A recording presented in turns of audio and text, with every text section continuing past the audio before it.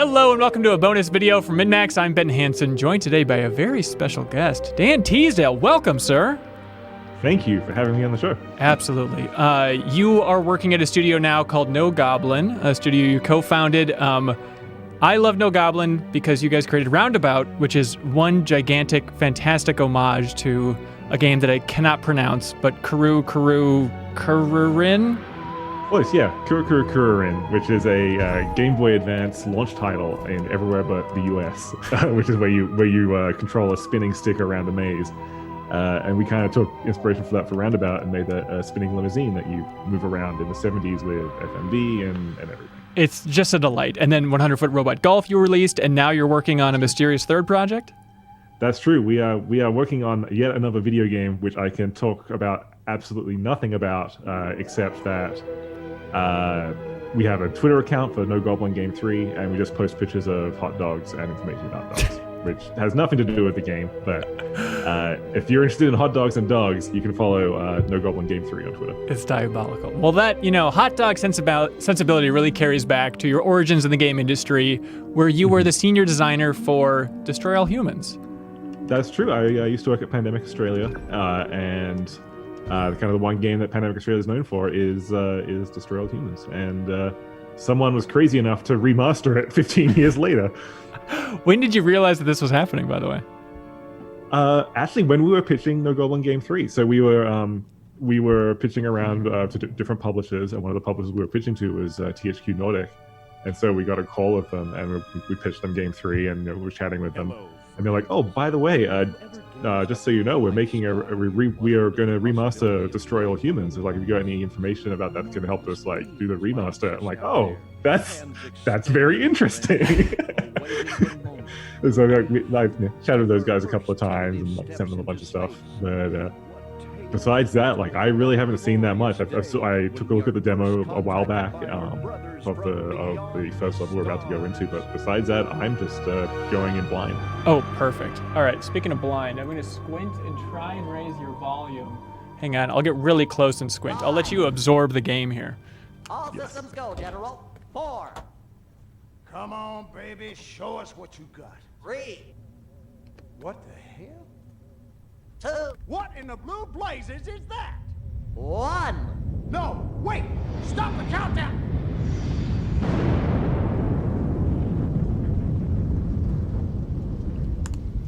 Okay, should be a little bit better now. Thank you for the heads up in the chat. I don't know if you saw this. I was fascinated by it. There's a little disclaimer at the start of the remake here that says "Hey, we made the game look better, but the words and everything else we're keeping it as is." Kind of "Hey, hands off! Don't judge us. It was 2005. It's a different era here." Yeah, I was talking about this with Panzer, who's the other co-founder at No Goblin. It's kind of like someone took your live journal and turned it into a Netflix original series. And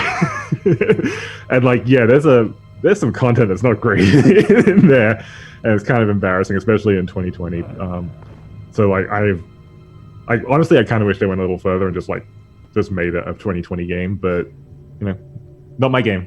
Not your game. I get it. And it's people are nostalgic about this game, obviously, but are they nostalgic about certain lines of dialogue that could be tweaked? But I don't think so. We don't need to focus on that at the end of the day, it's one of the reasons we make games is to make people happy. So if we need to make changes in 2020 to make sure that people are happy playing this game, that's fine by me. Yeah, absolutely. You lost me.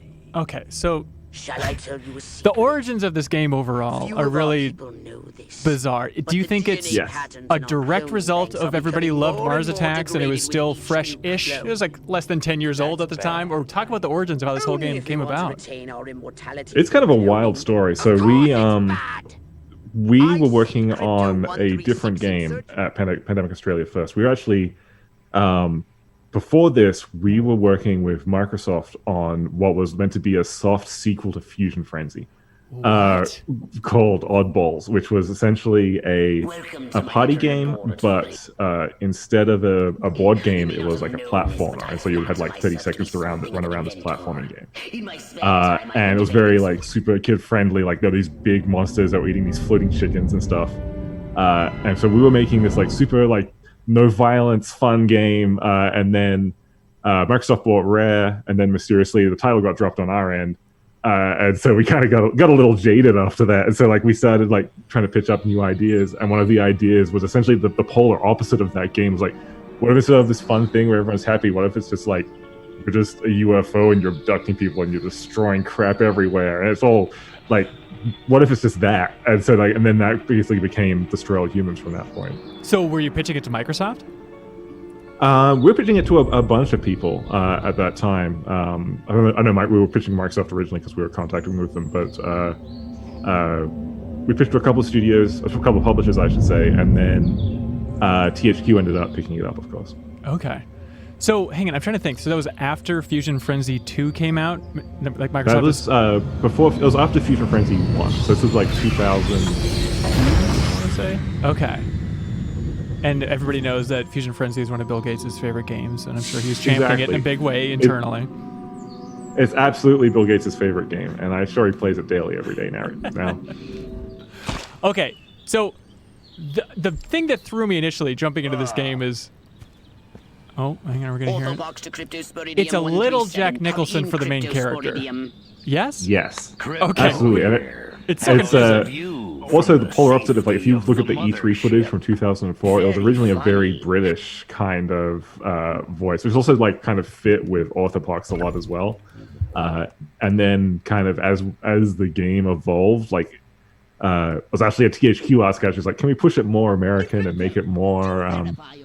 more relatable to American audiences kind of thing. And then it kind of went towards Jack Nicholson. And at first there was like a lot of resistance for it in the studio, but like it actually kind of it grew on us a lot pretty quickly and then turned into this voice. And I can't really think of any other voice for crypto now than this voice. Yeah. Is it just a coincidence that Jack Nicholson was in Mars Attacks, not as an alien, or how does that connect in your mind? I think it was just a coincidence. I don't think it was a straight Mars Attacks rip. Okay. So I love that idea of it just being a big reflex to let's just make a more aggressive game, and a pretty mean game, but it's that fun level of mean of like, yeah, you're torturing humans, but it's funny. You put enough camp in it to make it so it's not just some crazy murder sim. Exactly, like it's not blood everywhere kind of thing. It's goop everywhere and ragdoll udders on cows and stuff. Yeah. So how long have you been at the studio when these projects started? So Pandemic Australia started in 2000, and our first game was the all-time classic Army Men RTS, which probably one of the highest-rated Army Men games.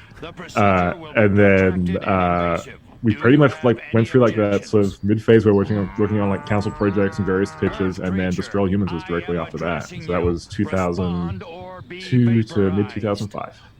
Okay. And so I'm trying to figure out the timeline between this and Battlefront and Mercenaries, or was that a separate branch of Pandemic?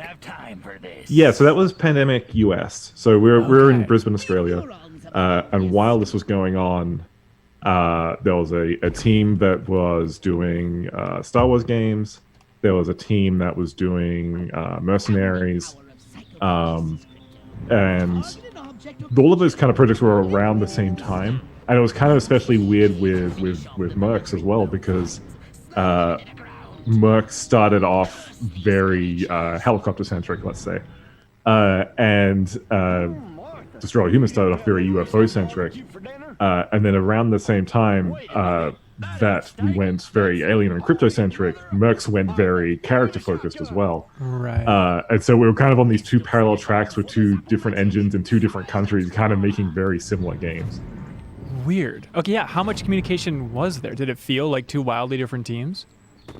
Oh, absolutely. Like there was also like a 12-hour time difference as well, but like pre-social media, like all that kind of stuff. So it very much did feel like two different teams, but there was communication between the teams. And actually towards the end of Destroy All Humans, Cam Brown, who was the director on Mercenaries, came down to Australia and helped us close out the project with a couple of Mercenaries people as well.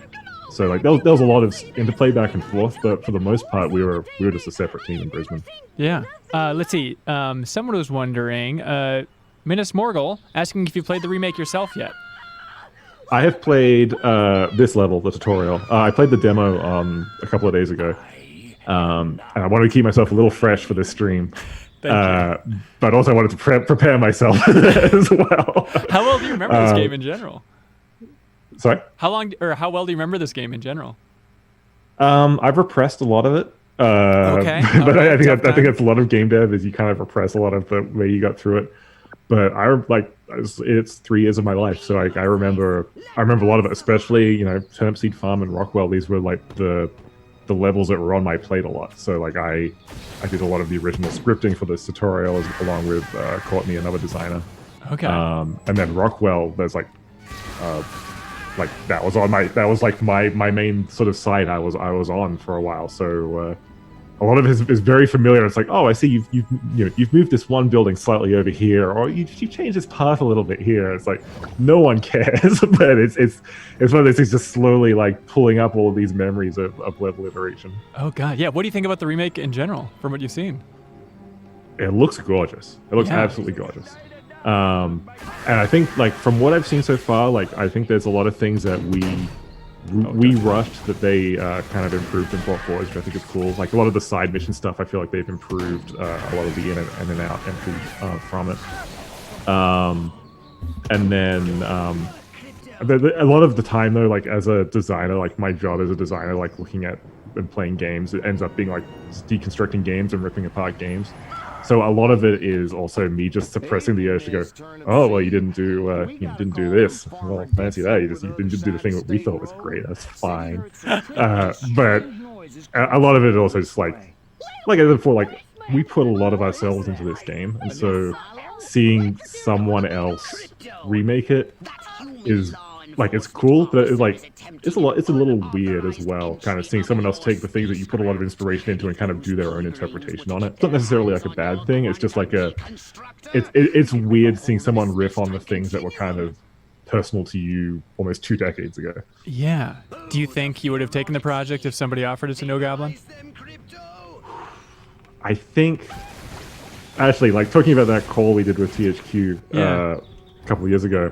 I actually pitched what we originally wanted the Destroy All Humans to be to them, which was very much UFO focused and almost like Pikmin more than just an action adventure game. That you are flying around and abducting people and feeding them to space beasts, and like essentially making these space beasts bigger and bigger, and like feeding them until they could take on entire cities, and then unleashing them and having them destroy everything. And I got a very polite. It's like, oh, that's very interesting. Well, if there's any other thing, kind of dismissal kind of thing on it. But I still love space beasts. Unfortunately, I'm not in my office right now. I have a 1-year-old who's sleeping, so I'm in the furthest point away from my 1-year-old right now. But I have a nice poster that I got when I left Pandemic. That is actually the concept art for the space beasts on it. I'll take a photo of it and throw it up on my Twitter account afterwards. Well, based on the amount of excitement around this remake, I'm sure it's THQ Nordic kind of testing the waters for what they want to do in the future. So in the future, if they say, hey, we want to make a new Destroy All Humans and we want to lean into space beasts, please come back to us, No Goblin. We need you. Would you be interested then? I would take that call. Like okay. It's one of those things where it's like, we're a team now. We're a small team. We're 4 people, but we also, we're a 4-person team. We kind of all choose together what we make. So it could very easily be the thing where I go, let's make space beasts, and everyone's like, that's a terrible idea, Dan. We're not going to do that. But yeah, I would take the call for sure. Oh, that's nice. Yeah, it's nice you so far have been leaning into a lot of new properties with the studio overall. Is that kind of a core mission? Is the rest of the team is really interested in making new stuff? Yeah, exactly. Like it's just the kind of thing I like doing is like. Coming up with new ideas and like messing around with them and making fun stuff and having it not outlive its welcome, essentially. Right. I think a lot of that's also like coming from my time at Harmonix as well. Like spending 5 years on one thing, like that was an amazing franchise, and I love Rock Band and stuff. But at the same time, doing the same thing over and over again for a long time, you need to freshen things up a little bit. Right. So like, yeah, I think that's one of the big things for us at No Goblin is that we like making new experiences and kind of varying things up a lot every game. Yeah, we should mention, you were a designer on Rock Band as well. What was your era at Harmonix again? Which games did you work on? So I joined for the start of Rock Band. I was the senior on the original Rock Band and then the lead designer for Rock Band 2 and 3. That's an incredible run. That looks so good on a resume, man. Yeah, when No Goblin tanks and I have to go start looking for jobs again, I'm going to be set. Darth Vader says, I forgot this game had the voice actor from Invader Zim, and I love it. Is there a connection there? The connection is we liked Richard's voice, essentially. like a lot of it is like, man, it'd be really cool if we got this person for the role. And like, it's one of the things like even today, like when we're doing castings, like, man, it'd be really cool to get this awesome person. Like, we want this person type of voice, and we'll reach out to the person, and they'll be like, yeah, that sounds great. Let's do some voiceover work. Was that the experience with the McElroys for 100-foot robot golf? That was the exact experience with McElroy's for robot golf. Was like Panzer and I going, man, we really need like a McElroy type like voice actor for our commentary team. And like after about like 2 or 3 weeks of like, oh man, who's like the McElroys? Like, maybe we should ask Justin and like the crew and like see if they're interested. That was amazing. That was like them nearing their zenith of popularity. It was just like the most unbelievable timing for that game came out. Like, hey, look at this. I still feel incredibly lucky and blessed to have those guys in the game. They're awesome. Yeah, for sure. By the way, I am no expert with this game, so if you see me doing things in completely the wrong way or playing it like a jackass, please jump in at any moment and correct me, since you know the game so well. That is the correct way to play this game. It's just like completely ambling around like a jackass, destroying stuff.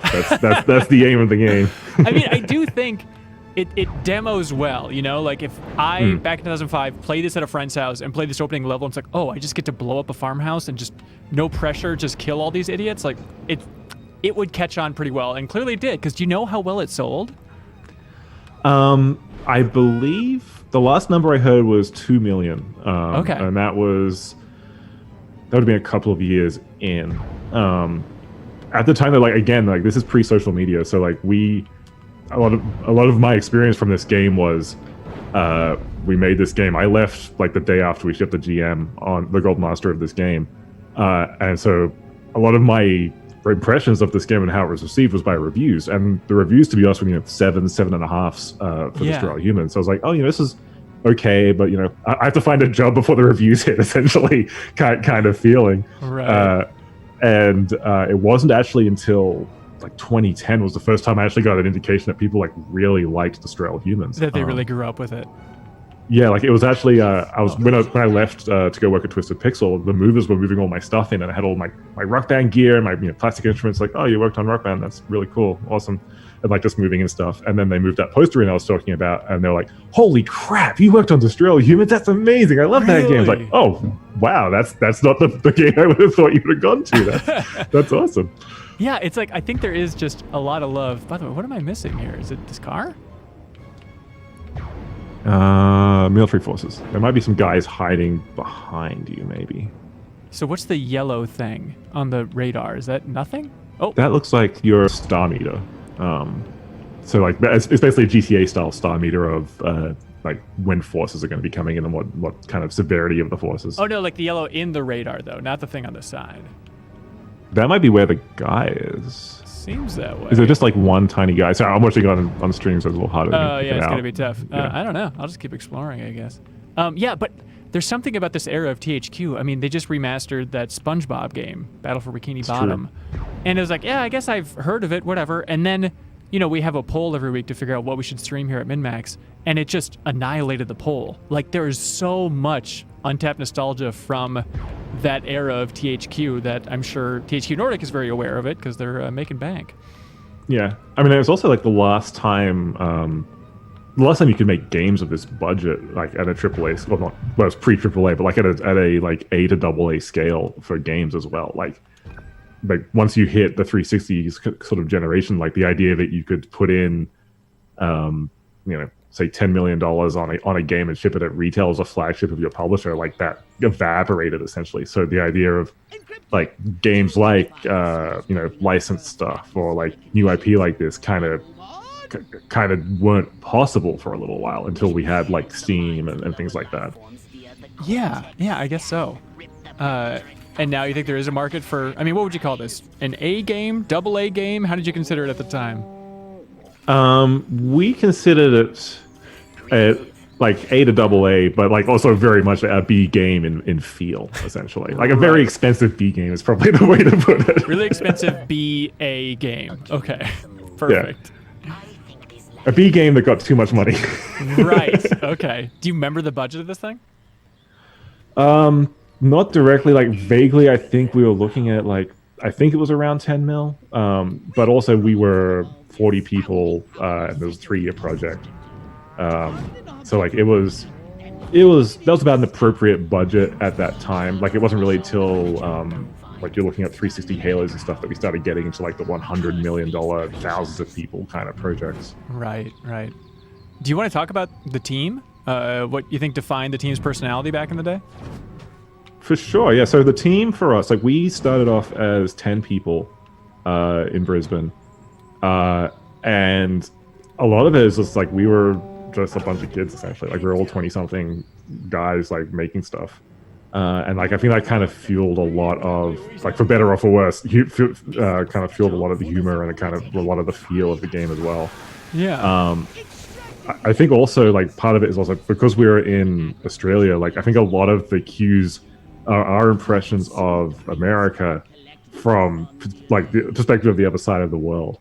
So there's a lot of jokes in here that I think don't land for Americans. The best way to put it, like the world map is only the United States and everything else is gone because only the United States matters in 50 sci-fi. And that's kind of like the payoff at the end and the final spoilers. The final thing is like the Earth rotates and reveals that there's actually more continents on the Earth than the United States. And so there's a lot of stuff like that where it's just like a non-American's impression of 50s like Americana essentially. Right. I think that kind of fits the vibe of it as well. Yeah, I was shocked just playing through the opening 2 stages last night. Just the idea of like, oh, you're making jokes about like, McCarthyism, which I guess makes sense. But it's like, oh, for an Australian team, I don't know. How much did you have to tap into American history to try and get it right? Or is it just, pop culture, you get the idea? A lot of it's pop culture. We also had a contract writer help us out a little bit, Tom Abernathy. He kind of came on and like pumped up a lot of our writing and kind of Americanized a lot of stuff, which was good. And also, like, we were owned by an American studio and American parent studio, and a lot of the people there actually worked at Pandemic Australia before they started Pandemic Australia. So started at Pandemic US before they started Pandemic Australia. So like, it wasn't like we were just going in blind and just like going, haha, Americans. But it was like there was a baseline for a lot of that stuff. Right. I was shocked seeing in the credits that Gary Scheinman did the soundtrack, who did the music for BioShock. He did, and that's actually, like, talking about the team again, that's actually part of it's because the audio director on Destroy Humans was the audio director on BioShock as well. Really? Wow. And it's like a lot of the team kind of fragmented, and like it wasn't we kind of realized how much of a superstar team we had once everyone started getting all of these amazing jobs, like BioShock. A bunch of people went over to Rockstar, worked on GTA 4, and like those games from there. A lot of 343 talent came from Pandemic. Like it's basically one of those things, like once the Australian game industry collapsed, like the next gen of games was kind of seeded by like all of these Australians going out into other studios and kind of bringing that talent. Oh, it's kind of a bummer that they weren't able to stay in Australia, though. I mean, there have been Half Brick, the mobile companies in Australia. There's Team Bondi, but outside of that, I feel like we still need a big Australian powerhouse in the game dev scene these days. Yeah, for sure. It's a little like this kind of 2005 era was like the peak era for Australian game development as well. Like a lot of it was driven by currency at the time, in that like the Australian dollar was like half the cost of the US dollar. So a lot of publishers would start up studios in Australia of like, oh, you've got this whole A-grade talent and it's half the price of American talent, so we can start up, Pandemic Australia, THQ Australia, Irrational Australia. Yeah. The EA studios, like a lot of that stuff, like kind of grew at that point and grew to a point where Australia was about 5,000 devs, I think, at peak around 2005. And then, of course, the economy went a different way, and like things became more expensive, and it kind of hit a point now where I believe the lowest point was like 500, and it's still like in the high triple digits, I believe now. Okay. But there's still a lot of great talent like making games in Australia. Like a lot of it's more on the indie side of stuff now, obviously, just because of the way kind of things work. But yeah. I think there's a lot of things about Australian culture that kind of lead to games like Destroy All Humans that like have a light sense of humor to them. Yeah, for sure. Yeah, looking at your LinkedIn, you had a connection to BioShock or Irrational. You were consulting there in a certain era. What was that like? That was kind of wild. Like It was basically I'd done a little bit of design consulting, but it was mainly audio consulting as well. I went on for the 2006 Bioshock E3 demo. Basically just came in as someone to come in as like madly implement like a bunch of audio stuff that was being built. And so it was actually like I just moved to America as well at that time, and so it was me sitting in a small office in Quincy by myself, just like with headphones, just like madly checking in assets and trying to get this duct tape demo of Bioshock, helping get that working well for E3. Wow. But it's kind of weird because it's like I was only really there for like doing a month worth of stuff, but it's on that edge of like, does this really count as a credit? Like, I didn't really work on Bioshock. I just like helped out with a bunch of stuff. But yeah, it's work is work though. It's kind of weird. Put it on the list. Absolutely. Yeah. Any insight from that era of Irrational working on Bioshock? This is the most cliche question, but did it feel like a big deal at the time, or was it just like, oh, here's a cool new IP, I guess I'll help it out? It didn't come together until really late. So like when I was there, it was like a year plus out, and it was very much a different game. That was slowly turning into the game it was at that point. Yeah. But I remember playing that and going, oh, this is interesting. It's kind of cool. Like, it doesn't really feel like System Shock to me, but it's fine. And then I remember playing like a month or two before release. I came and played like the first hour of it. And it's like pretty much the Bioshock and I was like, holy crap! This is how did you make this from this? This is amazing. It must have been that audio design. But yeah, just that team them. that made that game, like especially like in the last 6 months, like they killed themselves.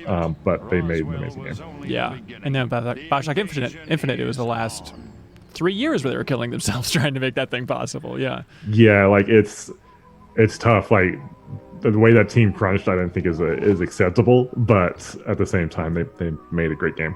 Yeah, and now, God, that is one of those bizarre stories in the industry. Was it Ghost Story Games?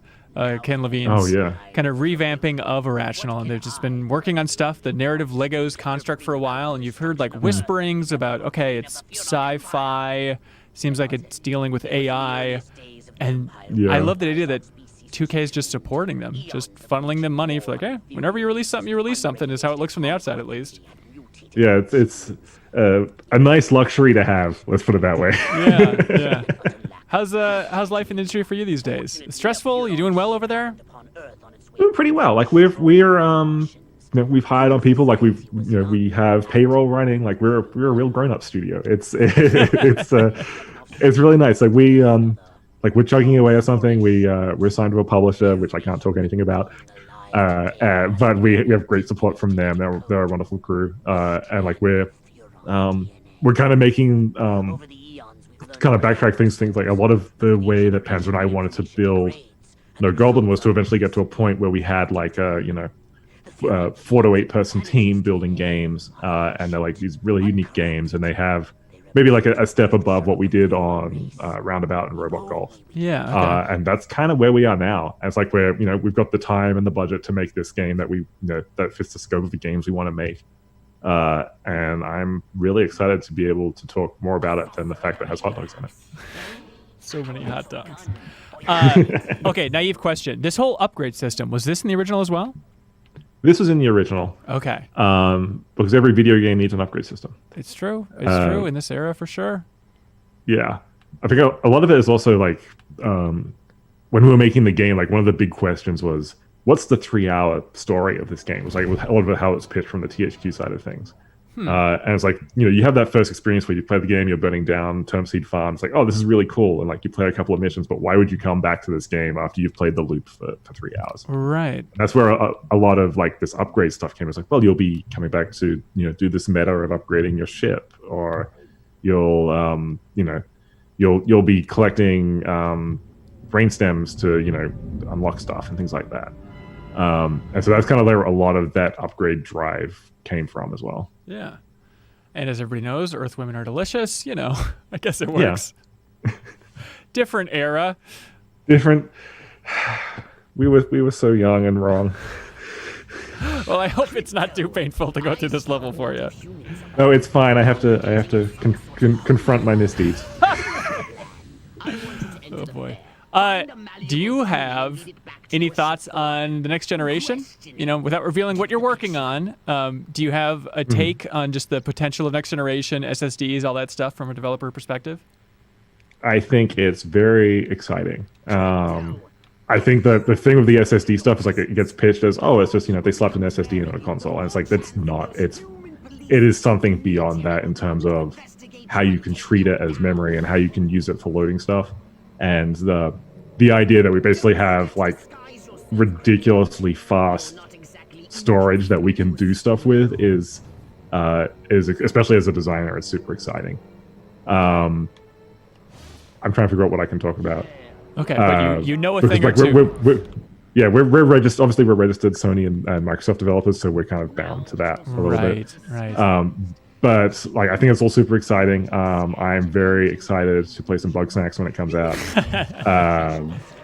It looks really cool. Like, I think it's wild that we're in this generation where like I'm looking at what I'm going to be playing in November, and it's like, holy crap! I got to play Cyberpunk and Assassin's Creed and Watch Dogs and like a dozen launch titles, and I'll have an 18-month-old kid at that point. Like, I'm just gonna die. Oh my god, it's gonna be wild. Okay, so focus on the game here. The Holobob. Yes, it's a very cool idea. I love it. How do I replenish it again? You read the thoughts of people, and reading their thoughts refreshes it. Gotcha. So I should just keep this up as I wander into the fair here. Yeah. Like, a lot of the design behind it is basically like your vine swinging, essentially, is what we called it on the team, of like your vine swinging between person to person, and trying to get like the correct, like not necessarily the correct thoughts, but like good thoughts to keep you going. Okay, it's a pretty ambitious move for this game. You know, if the budget wasn't completely off the charts, the idea of like, oh, and then we'll have all these other characters that you can technically play as. I'm sure their animation rig is probably all roughly the same. Yeah, I'm pretty sure, like, it's very, you know, it's a 2005 era game. Like, I'm pretty sure they're all in the same rig. Yeah. I think a lot of it was, us just wanting to put like a lot of cool narrative in, and a lot of it was trying to figure out how exactly we were going to do an on-foot game. Because a lot of it, like back in that Space Beast era, was, oh, you're going to have these big areas and you can destroy them, and it's going to be chaos everywhere. What does that mean then when you're on foot? Like, how do you dial down how do you dial down chaos? How do you dial down like all that stuff? How do you put tension into that thing to make it feel good? Yeah. And so like we kind of struggled with it for a while. And then it was when like the Holobob came through. It was like, okay, that's the thing. Like, you're going to be trying to maintain this disguise. You're basically spinning plates on keeping your disguise up. And then if it goes down, like, that's when the panic starts in, essentially. Yeah. Was it inspired by Hitman or anything else from that era? I don't think so. I think it was more of us just like, I was inspired by like a dozen failed attempts before this, essentially. And us trying to come up with mechanics that felt good and kind of fit the idea that you didn't have to destroy stuff in this phase. Right. How well do you remember this mission? Is that meter moving? Do I just really scan every single person? I think you need to scan until you find the correct person who is inside the tent. Okay, great. And so it's this wonderful person here. And I think, okay, there's something about how I can make myself the mayor. Yes. So I can change my Holobob, and then maybe it gets too creepy. Too creepy for Twitch, or should I go for it? I believe they've edited the cutscene that comes up, which I am very grateful for. Oh, really? Was it rough? Yeah. It was rough. It was not great. It is an appropriate edit, and yeah.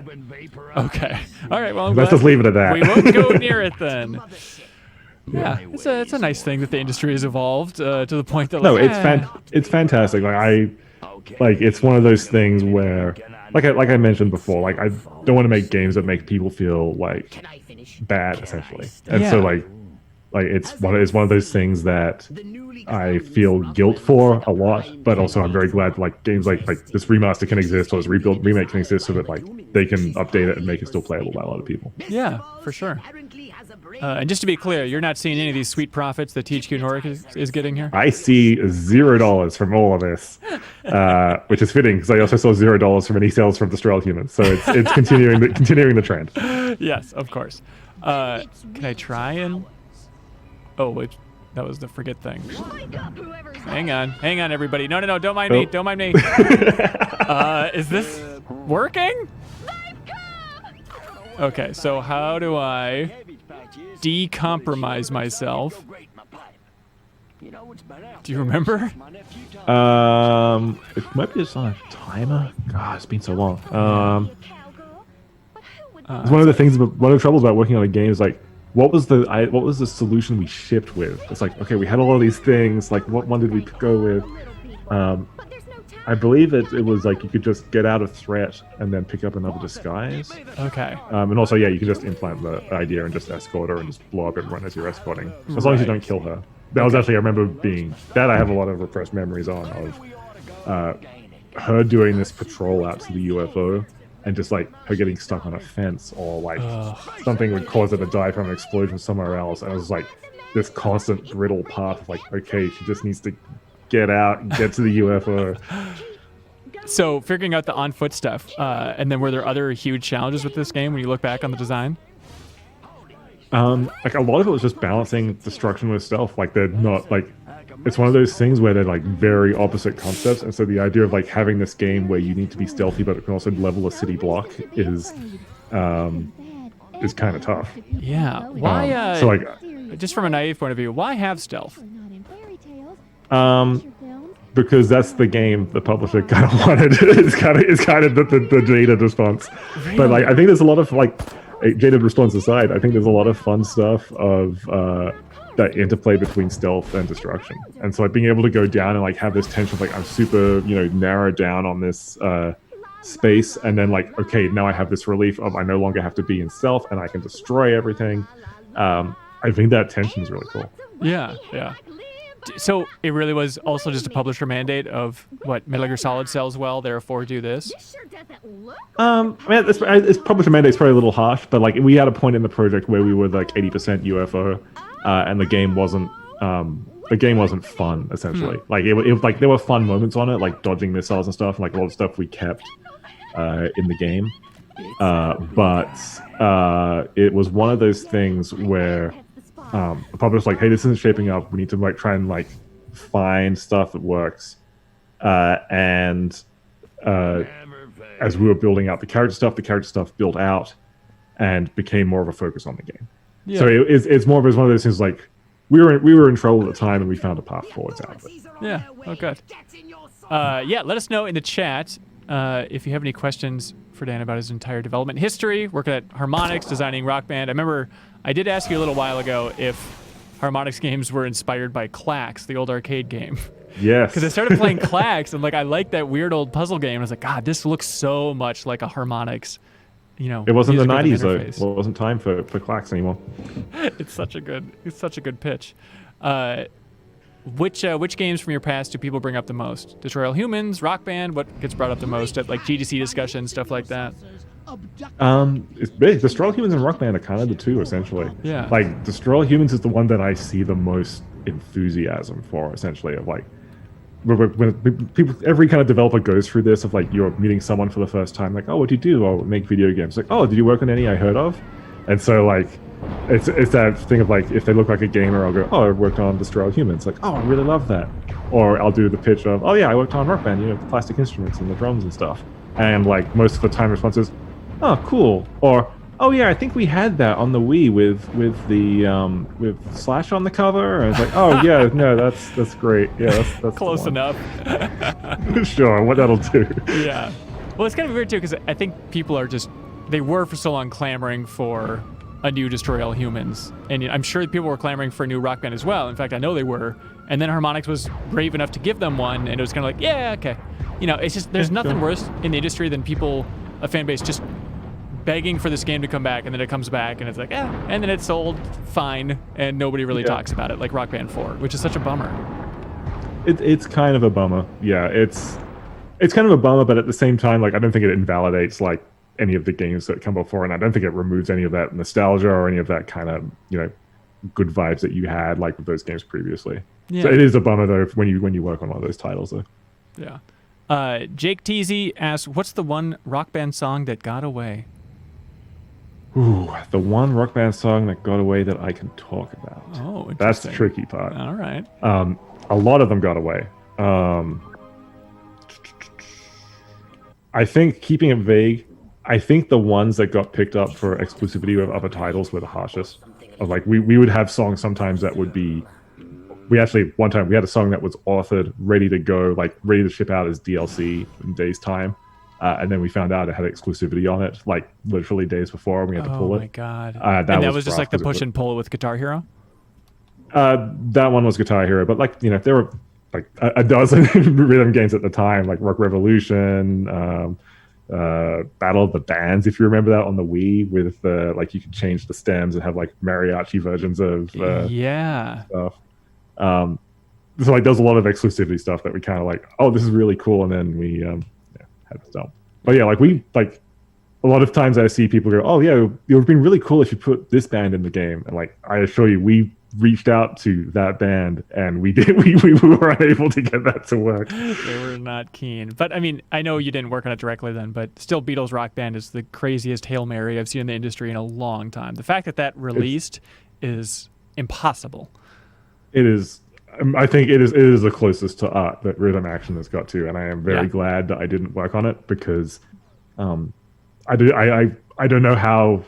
I'm glad I had that experience of playing it fresh, essentially, and like being able to play it fresh without having to worry about, oh crap, how do we make this not destroy the legacy of the Beatles. So like being able to play it with no pressure that was an amazing game. I think Chris Foster and all those guys that worked on it were amazing. Yeah, for sure. And still, I mean, just on the harmonics beat, one of, I think, the most underappreciated games of the generation is their revival of Amplitude. I still play that thing all the time. Yes. I think it's just incredible, and it blows my mind that it didn't do better or didn't even receive, like, a VR update or anything. You think Sony, with their exclusive rights to Amplitude, would want to add a VR mode to push PSVR, especially a studio that understands VR so well at this point, like Harmonix. The fact that it didn't happen just is kind of not a good sign for what those sales numbers must have been on the inside. I don't know. Like, I think there's always like a dozen reasons why something doesn't happen. Like there's political changes inside a publisher or things like that can always shift stuff around. I think a lot of those guys, like, although I love the team at Harmonix. Like, while they do make music games, like, there is a lot of craving inside that team to make new experiences, and like you're seeing that now with the stuff that they've been making for the last couple of years. I think that's like they may be music focused, but I think like having them go over the same thing over and over again isn't necessarily in their DNA, even though they've been, even though they are the Rock Band studio. Tree Fox says, "Can you please tell Dan that I played this when I was 13 years old when it came out? My mom made tuna sandwiches that day. I played it after school, and I got sick from thinking about it all day. I threw up all the tuna that night. I never had tuna sandwiches again. Great game, though." I'm sorry if this game makes you feel nauseous because of that.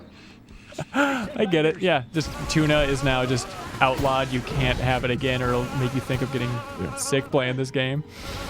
Yeah, I actually had a similar thing so we crunched for the last 7 months of this project. And we only had 3 different types of food delivery come in. It was Indian, pizza, and I have repressed the third one.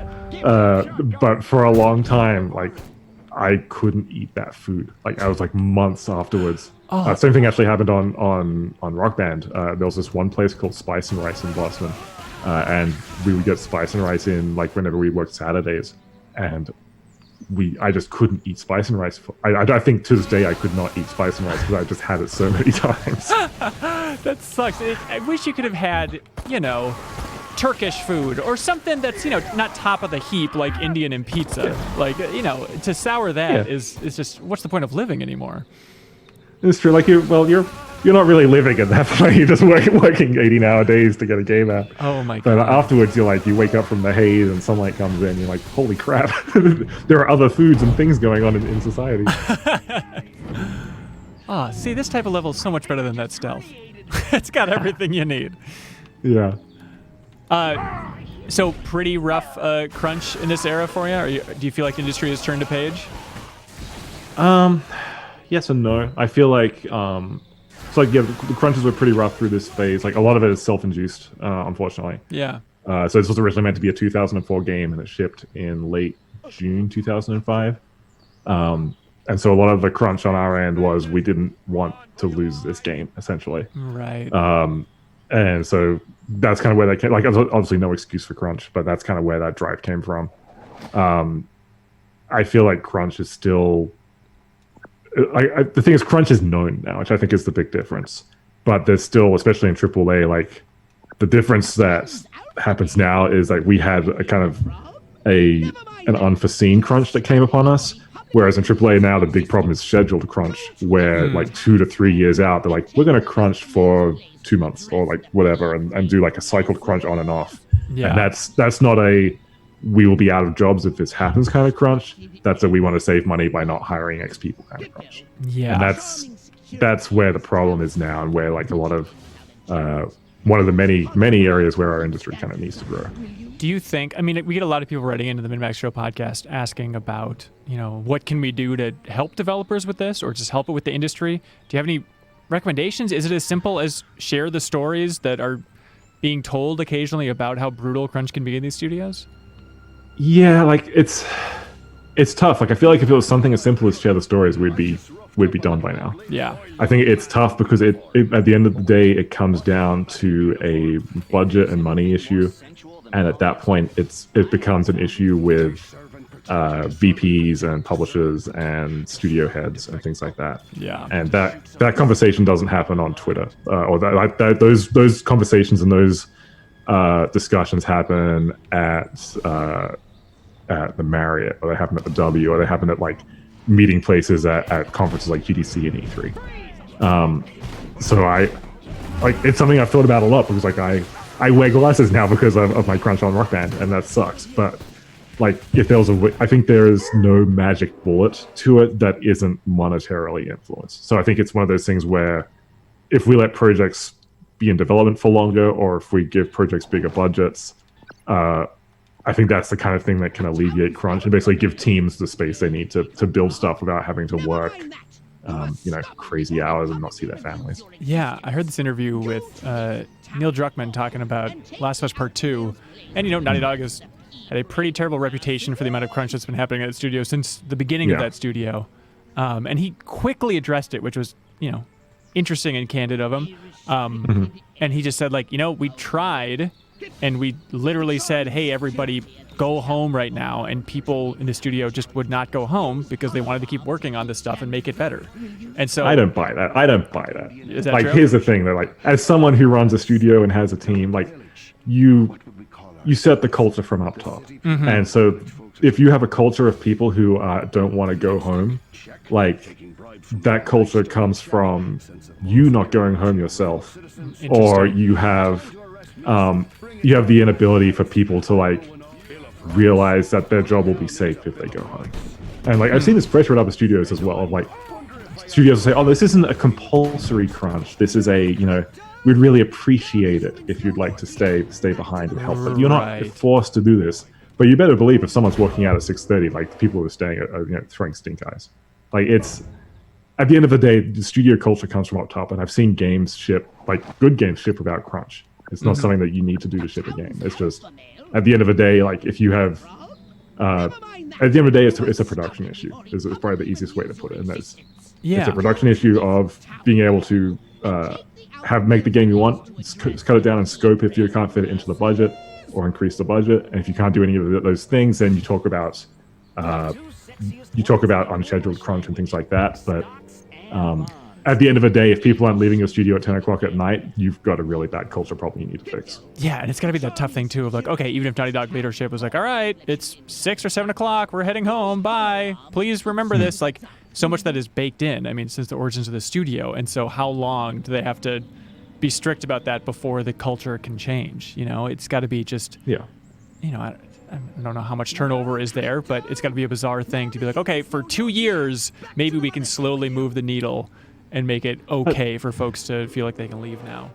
I don't know. I feel like that's such a hard pitch, especially these days as well, when you have an entire industry that's now experienced work from home. Yeah. Like the idea that you have to be sitting 14 hours in a chair away from your family is just it just doesn't float anymore. Right. And then, yeah, crunching from home, I'm sure, is a bizarre wrinkle that we'll begin to hear about eventually here, about what that is like. I mean, I don't know if it's better overall or worse, just the idea that they really can't get away from it at this point.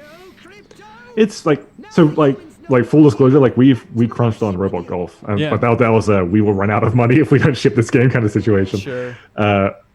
It is better, like being able to like crunch from home, but it's still crunch. Like it still destroys you. Yeah. And how do you look on that in retrospect? Do you feel like there was still no choice? Yeah, like there was a situation where like I sold my car to like fund the end of Robot Golf development. And that game did well, and like it was a success, but at the same time, like it came at a cost, and it came at a cost that I only accepted because it was just myself and Panzer. Like that is not a situation I would put my team in today. But yeah, at the end of the day, like we made a personal choice to do that, and it was, it came at a cost, and I don't think the cost was worth it. But at the same time, it got us to the point where we are today. We have this studio that's running that has a very strong commitment to quality of life and a very strong commitment to moving our industry forward, even if it's just in our little chunk of space. Dang it! Sorry, I wasn't saying dang it to your healthier lifestyle. I was saying dang it, healthier life, get back in there. Really just trying to be as aggressive as I could, trying to get that hollow bob. Because it's always, it's a tough line to walk. And on the developer side of the fence, maybe you're unaware of this, but I feel like as a gamer, it's always that feeling of, how smart are the developers? How strict are they being here? Could I just stand in front of this idiot and scan him and it would totally work? And turns out, no. Oh, that's exactly the same way I play half these games. It's just like cheesing my way through encounters, like standing behind walls, trying to break like line of sight to refresh health, like all that kind of stuff. Oh, yeah. So any advice here? Do you remember? I assume I have to scan that military guy and just wait for nobody else to be around and get behind him or something?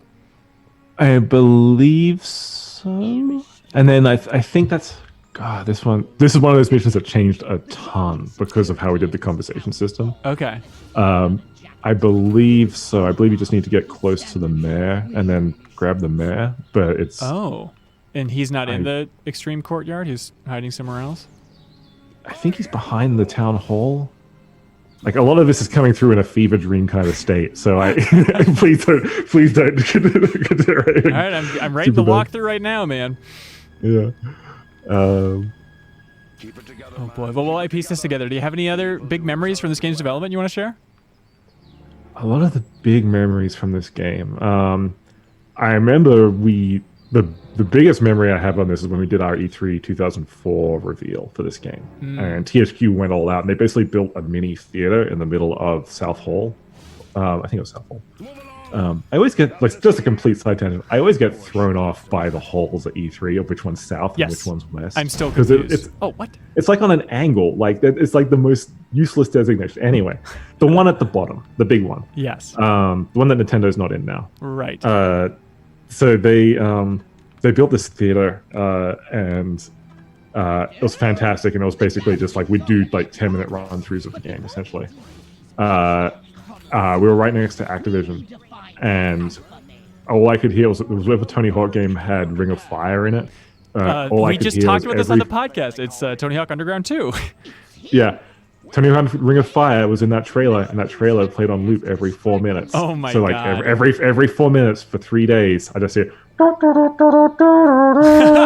just like cut through this theater. What a nightmare! It was rough, and it was also at the time. It was right at the start of when they were doing RF speakers, and so we had like an RF speaker set up for inside the theater. But it was the same one that like 3 or 4 other booths had, and so like the first 3 hours of E3 were basically us turning each other's speaker systems off and changing each other's volumes without knowing what was going on. Oh no! And so it was just like wild thing that we were struggling to figure out what was going on while also trying to demo this game for the first time. But I guess like the looping song aspect, like that's gotta be nice training for your rock band years, where I'd imagine it's just so much of the same songs over and over and over again.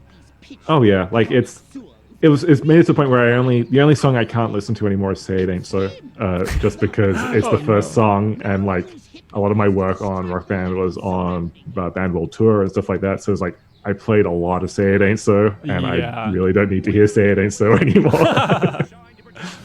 Oh God. Well, that was stupid. I really thought that I was trying to sedate him first. Fitzy Deluxe is asking if they had bigger plans for the conversation system in this game, I presume. Not really, but it's kind of the way it evolved was from the mission you're playing now. Like we built it as like just a fun little diversion for this mission, and then as we were trying, it went through, like everything in this game, it went through a ton of different revisions. And we got it to the point where it was running really well, and like, oh wow, this could actually be really cool to have in a bunch of other spots. And so we started putting it down in different spots. I think it was also one of those things that.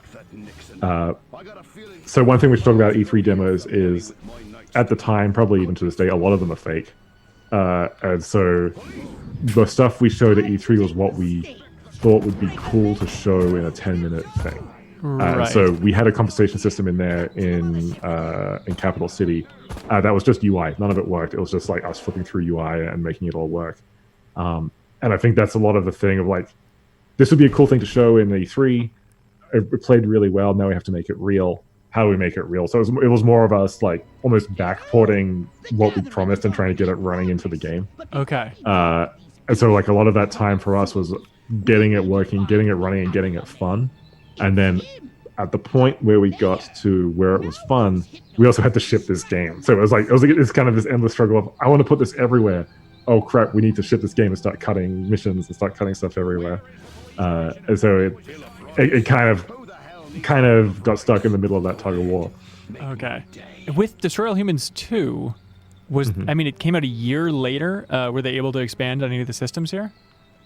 I don't know, because I left immediately after it. Yeah. I've probably played like an hour of Destroy All Humans 2. I know they added split screen, which was really cool. Yeah. But a lot of that's like the same thing as like watching a lot of the stuff now is like Destroy All Humans was a very personal project for like a lot of us on the team. Yeah. And so like it's one of those things like a year later, going to play it and seeing like, even though like a bunch of people still left from the DAR team, like a lot of people had left, a lot of new great talent had come on. It's hard seeing what someone else does to your baby, essentially. Yeah. And so like I'd love to. I think there is a point where I would love to sit down and play through DAR 2. I think the only one I've really played besides that was the 360 one. And that was because it was an extra life dare for me to go and play it, because it's one of the worst Metacritic games of all time. Which is this one? Path of the Furon. I think that's the one. Somebody was asking about that. Yeah, okay. So there is video of me playing it for half an hour to raise money for Seattle Children's Hospital. But that's pretty much been it. Like it's one of those things where it's kind of like when you have a franchise that's near and dear to you and other people take it on, it's kind of a little tough to go back to it sometimes. Yeah, I would imagine. So that's, God, was that like the same era where THQ released like that Red Faction Battlegrounds, like car game on XBLA? I believe so, okay, yeah. it was just kind of like, let's make some cheap cash-ins on these properties we own. I do have a great photo, though, of that era of someone at PAX West in a full crypto suit at the THQ booth coming over to play Rock Band 2. And so it's like kind of like my career, like in the aughts, kind of coalesced around this one photo. That's amazing. Oh, here's the conversation system. Let's see. Tell the truth. Why the hell do you think they're glowing? They've been probed. So the mayor looks like Nixon and sounds like Kennedy. Is that the fusion we're going for here? You know, America.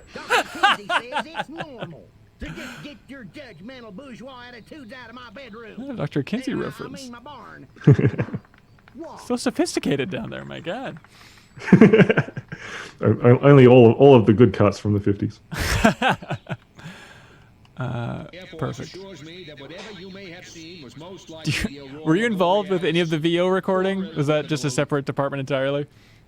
That was a separate department, but like a lot of it was us writing stuff for the VO department. It was kind of like our line for it. It was just like, what's the dumbest stuff we can write, and then people can take care of it later, and then magic WAV files show up and the game sounds great again. It's perfect.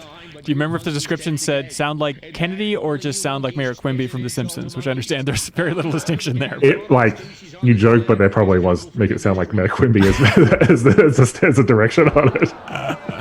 That would check out for the team. Yeah. Do you still talk to a lot of people on that team?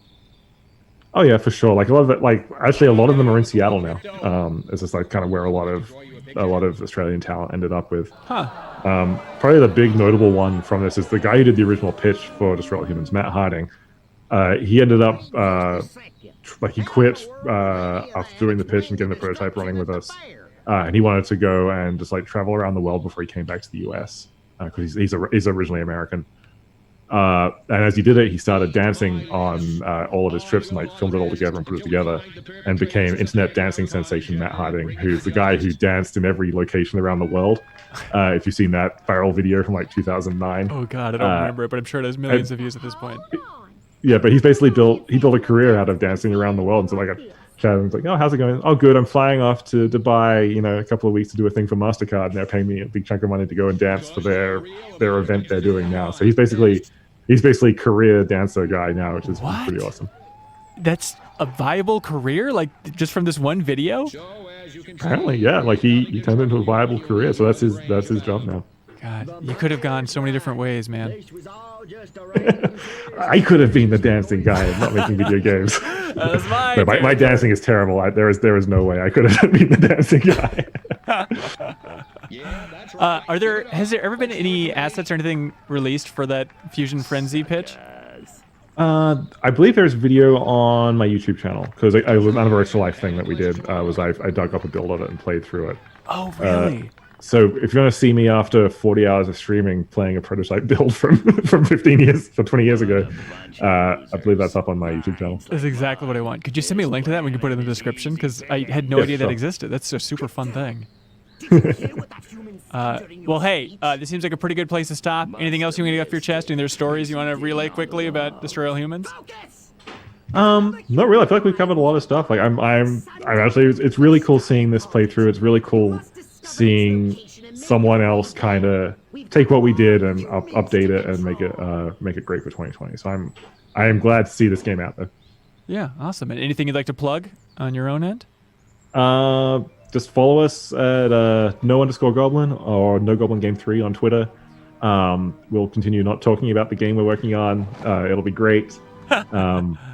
Please, follow us, and then when we do announce, that account will magically turn into the game name, and so it'll be really great. But yeah, follow us on Twitter. Do you have a rough ETA? Not today. All right, that seems fair. And please, just for my sake, please check out Roundabout. I feel like that game needs more love. It's, I even have friends who love that original GBA game, and I keep bringing it up, like, you need to play Roundabout. What are you doing? It's the greatest homage you could ever expect. Yes, it's on Steam, on PS4, on Xbox One, PS Vita, if you want to go and dust off your Vita and play that. But yeah, it's our first No Goblin game. It's a dear place in my heart, in the same way that Destroy All Humans has a dear place in my heart. So definitely go and play. Perfect. Well, hey, Dan, thank you for your time today, man. Really appreciate it. Thanks a lot. Thanks for having me on. Yeah, and thanks to all the Destroy All Humans fans in the chat and everybody else for jumping in and asking questions. We appreciate it. Give us a follow if you enjoy our content. We're going to be streaming an episode of Photo Mode Snap all about Ghost of Tsushima coming up at 3 p.m. Central today, so you can tune into that. All right, thanks so much, everybody. Bye! Do you want to get your name or Twitch or YouTube channel in the description of everything we release? Record a podcast with us, put a picture of your choice on MinnMax's TV, or a whole lot more? You can check out the benefits for supporting us on Patreon. If you support MinnMax at any tier on Patreon, you can submit questions or comments for us to read on the air, and you'll also get access to the wonderful MinnMax Discord. We need your help to keep this whole indie trainer rolling, so we'd appreciate it if you checked us out.